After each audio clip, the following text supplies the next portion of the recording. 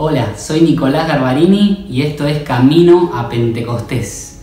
Muy bienvenidos ya al séptimo día, ya estamos en la recta final de estos 10 días, recorriendo el mismo camino que hicieron los discípulos de Jesús para recibir el fuego del Espíritu Santo en su vida, que transformó su ministerio y a todo el mundo conocido de esa época. Así que quiero compartirles algo. En el día de ayer estuvimos viendo un poco acerca de Pedro, que el Señor le promete recibir poder. Jesús le dice: vas a recibir poder.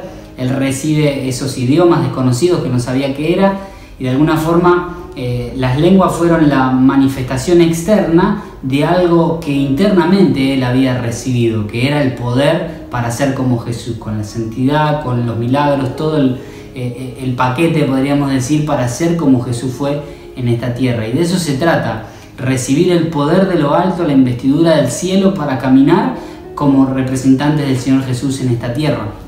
Y a mí me llama la atención porque de alguna forma lo que quiero tocar hoy es otra gran pregunta, ¿no? Que es, bueno, ok, tengo el poder, recibí el Espíritu Santo, pero la verdad es que no siento el poder, o no siento al Espíritu Santo. ¿Qué tengo que hacer cuando me pasa eso, o si me pasa?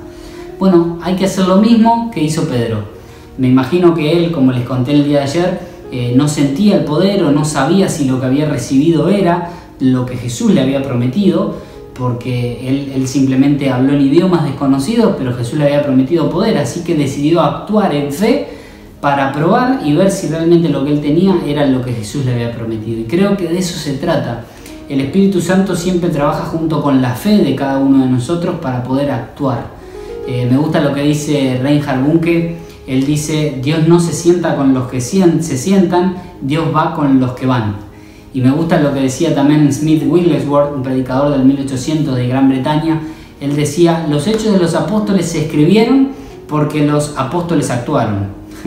Y parece algo tan simple, tan lógico, pero en realidad nos hace tanta falta hoy, porque muchas veces es como que queremos que Dios haga todo y nos olvidamos que el ser humano tiene una gran parte que hacer. La parte de Dios es investir de poder, llenarnos con el Espíritu Santo de la cabeza a la planta de los pies. Pero hay algo que Dios no puede hacer, y es tu parte y mi parte. ¿Cuál es esa parte? Es la parte de salir y actuar en fe, creyendo que lo que recibiste es verdad. Y entonces buscar un enfermo. El primero que se le cruzó a Pedro fue el paralítico de la puerta de Jerusalén, ¡pum! Y ahí intentó el milagro. Vos me decís: pero lo que pasa es que yo no siento que tengo el poder. Y para ser honestos, y si uno abre el corazón, yo muchas veces cuando estoy sentado en este mismo living de mi casa tomando mate, tampoco siento el poder. Tampoco me siento lleno del Espíritu Santo o siempre rebosando de gozo. Pero lo que sí me doy cuenta es que aunque muchas veces no siento el poder, luego cada vez que me paro a predicar o que salgo a hablar de Jesús, de repente el poder aparece y los milagros comienzan a ocurrir y cosas comienzan a pasar. No porque yo sintiera algo, sino porque decidí creer que lo que yo recibí fue verdadero. Y entonces el Espíritu Santo de alguna forma trabaja junto con mi fe para que las cosas ocurran. Acordate de esto siempre: Dios va con los que van. Disponete a ir para Dios, disponete a hacer para Dios, y Dios va a actuar grandes cosas poderosas a través de tu vida. Y me gusta esto porque en el Evangelio de Juan, de alguna forma, todo esto es posible gracias al Espíritu Santo. Y Jesús dice: yo les rogaré al Padre y les dará a otro consolador. O sea que Él era el que nos consolaba, Jesús. Dice: yo me voy a ir, pero les voy a dar otro. No los voy a dejar huérfanos. Dice: no los dejaré a huérfanos. Vendré a vosotros. Él estará con ustedes para siempre. Y me encanta este versículo porque de alguna forma Jesús está diciendo: muchachos, voy a irme, pero no los voy a dejar huérfanos. Voy a dejarles a alguien en mi lugar. Él va a ser mi representante, el que mientras yo no esté va a cuidar de ustedes tal como lo hice yo.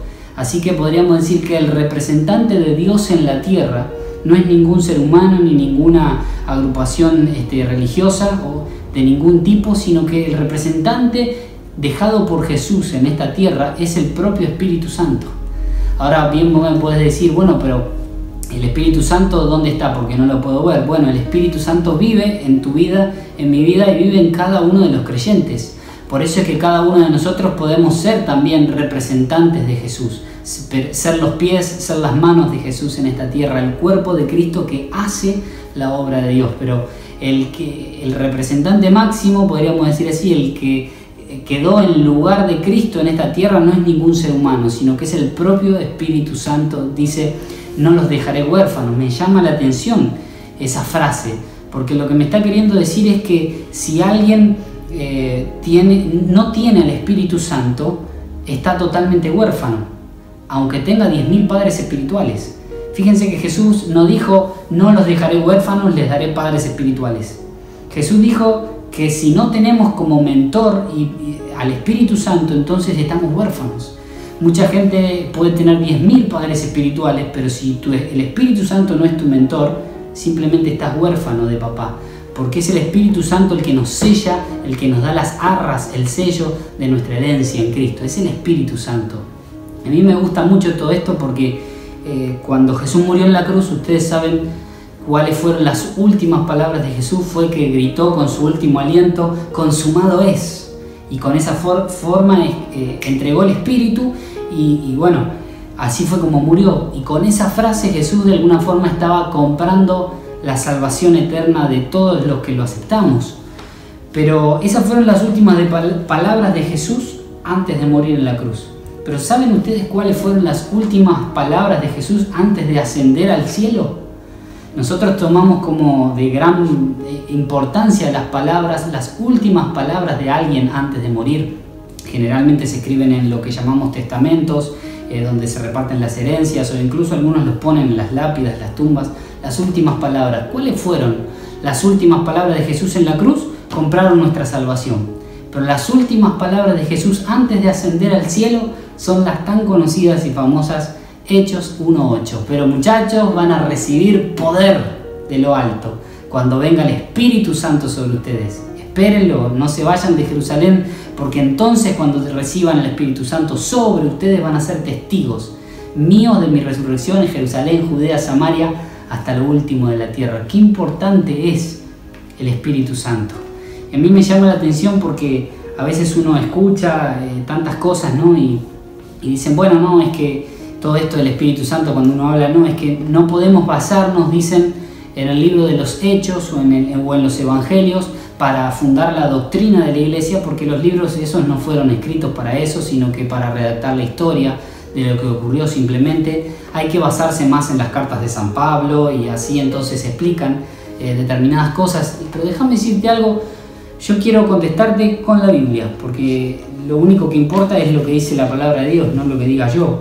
Y fíjate lo que dice 2 de Timoteo 3, 16 y 17. Toda la Escritura es inspirada por Dios, no solo una parte, y es útil para enseñar, incluidos los Evangelios y los Hechos, para redarguir, para corregir, para instruir en justicia, a fin de que el hombre de Dios sea perfecto, enteramente preparado para toda buena obra.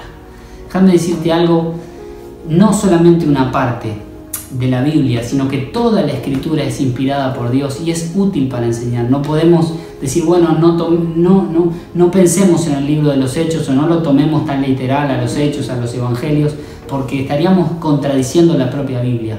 No se puede tomar de la Biblia lo que me gusta y lo que no me gusta tirarlo a la basura. Es todo un paquete entero. O lo tomamos a toda la Biblia o lo dejamos, pero no podemos seleccionar unas partes sí y otras no de la palabra de Dios. Y hay otros quienes dicen, bueno, lo que pasa es que hay que tomar como en las cartas de San Pablo dice, Dios es Dios de orden, como dice por ahí Corintios. Y entonces que cuando alguien habla en lenguas, bueno, hable uno o dos en la congregación, los demás callen, y si no hay traducción, que no hable para que no se estropee el orden de Dios. Déjame decirte, bueno, yo por supuesto que creo que Dios es Dios de orden, pero me pregunto siempre cuál es el orden. Porque cuando uno lee el libro de los Hechos, dice que habían 120 personas a la vez hablando todos en lenguas. Entonces me pregunto, ¿cuál es el orden? ¿El de San Pablo, que hable uno o dos y los demás callen? ¿O los 120 cuando viene el Espíritu Santo y se derrama y dice que había muchos confundidos, maravillados, no sabían qué era lo que estaba pasando? Entonces, ¿creo en un Dios de orden? Claro que sí, pero dejemos que Él nos ordene. No intentemos imponer nuestro propio orden humano a las cosas de Dios, ni limitemos al Espíritu Santo, porque no nos olvidemos algo, el Espíritu Santo fue el que dio nacimiento y dio a luz a la iglesia. Una iglesia sin Espíritu Santo no es iglesia, es simplemente una religión más, no es cristianismo. Entonces no apaguemos al Espíritu, porque el orden no es el orden humano, sino que es el orden que Dios quiere darnos. Y por último, hay quienes dicen, bueno, es que los dones y el derramamiento del Espíritu Santo terminaron con la era apostólica. Cuando murió el último de los apóstoles, ahí cesaron los dones. Hay toda una teología o teoría que habla de eso. Y si bien es cierto que disminuyeron, nunca cesaron del todo. Pero además de eso, déjame hacerte una pregunta. Hay quienes dicen, no, es que el Espíritu Santo estaba y se derramaba en los discípulos y en los escritores del Evangelio porque ellos necesitaban escribir el Evangelio justamente y ser inspirados por Dios para escribir eso, pero una vez que el canon bíblico fue cerrado, que ya no se agregan más libros a la Biblia, entonces ya no hace falta que el Espíritu Santo se derrame y por eso es que cesó. Eso es lo que dicen, pero déjame decirte que eso está totalmente equivocado. ¿Por qué? Porque si los que escribieron la Biblia, si San Pablo, Pedro, todos los apóstoles, toda la gente que escribió aquí, agiógrafos que le llaman, que escribieron, necesitaron al Espíritu Santo. Si el propio Jesús necesitó al Espíritu Santo y dependió del Espíritu Santo para llevar a cabo su ministerio, ¿quiénes somos nosotros? ¿Nos creemos acaso mejores o superiores que los escritores de la Biblia, que no vamos a necesitar ya al Espíritu Santo? Déjame decirte algo, el Espíritu Santo nunca se fue de esta tierra, por eso no necesitamos volver a pedir que venga, porque Él todavía está aquí y está al alcance de una oración sincera de todo corazón. Nosotros necesitamos al Espíritu Santo, no es un regalo para algunos, no es una recompensa para los mejores cristianos o los más consagrados, sino que el Espíritu Santo es una necesidad absoluta para cada uno de nosotros los cristianos. Por eso busquemos en este tiempo desesperadamente esa llenura, ese bautismo, ese ser saturados, impregnados con el fuego de Dios, para que toda nuestra vida sea transformada y todo nuestro alrededor también sea cambiado para la gloria de Dios. Si estás de acuerdo conmigo, te pido que puedas orar en este momento. Señor, gracias por cada uno de los que nos está viendo a través de este medio. Los bendigo, Señor Espíritu Santo, tócalos allí donde están. Tu gloria sea derramada en cada lugar, en cada habitación, a través del celular, de la computadora, donde sea que estén viendo, Señor. En el nombre de Jesús de Nazaret, Espíritu Santo, desciende con poder. Señor, quiebra toda estructura, tal como en el Pentecostés. Sopla el viento de tu Espíritu Santo, el viento recio. Señor, que se lleve toda, Señor, la ceniza primero para avivar el fuego del don que hay depositado en cada uno de nosotros. Enciéndenos para tu gloria y haznos útiles en tu reino. Te lo pedimos en el nombre de Jesús y decimos amén y amén. Que Jesús te bendiga mucho. Nos vemos mañana. Si te gustó, no te olvides de compartir y comentarlo con tus amigos para que podamos llegar juntos a recibir la presencia del Espíritu Santo en nuestra vida. Dios te bendiga mucho. Chao, chao.